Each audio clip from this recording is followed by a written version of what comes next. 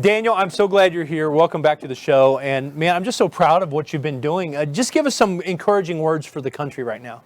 Well, you know, Michael, right now, I want to speak to the camera, if you don't mind. I want to speak to the camera because right now, everybody here in this audience, we need a word of encouragement. You see, we hit a time in America where we lost hope. We lost our identity. We have all these labels. And it's time that America finds out who you are again. You are a child of the Most High God. You were created for a purpose. You have a reason.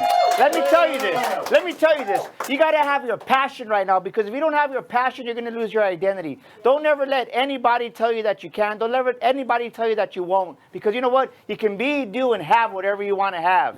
That moment is this. The moment when you open your mind and you open your eyes to receive it in your heart and you believe it is a moment that God's going to come into your life and your life's going to change. You know, Michael, when they told me that I was a Hispanic, you know how many motivational speakers there were? They said, you're not going to make it. But you know what? I said, I have a God bigger behind me that's going to make it happen. Yes, and when you believe that, it's going to happen. So I want everybody in this audience to know this, is that right now, the challenge you're going through is just going to build you up. It's going to encourage you, right? Because that very stone right now, that very stone, that rock that's hitting you in the face, you're either going to step on it and it's going to become a stepping stone, or that rock's going to become your tombstone. And you have to decide, what are you going to do with that?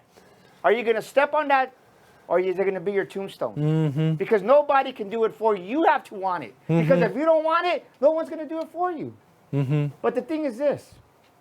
The thing is this. We got to get out of our own feelings.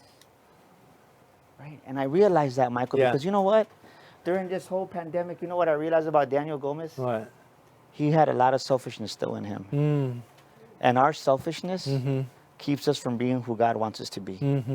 Because we can't get out of our own feelings. And the moment you get out of your own feelings and you put those feelings aside and you realize it's about the Kalilas, it's about the Pats, it's about the Charlas, people that drive states to come see you at your event. You're like, wow. But I didn't realize I was being selfish. It took almost losing my wife to cancer to realize that. But you know what we forget? That it's a never-ending process. Because His word says this, we must decrease and He must increase. But the thing is this, is we want all of the blessings of God, but we don't want to die to self. So I want to end with this. If God can take mold and turn it into penicillin, think about that. Mold smelly, mold stinky, and turn it into penicillin.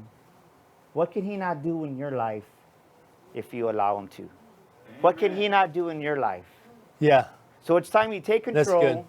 Throw everything in the side that they told you that you couldn't be, do, or have. And you got to say, repeat after me, audience, I can. I can. I will. I will.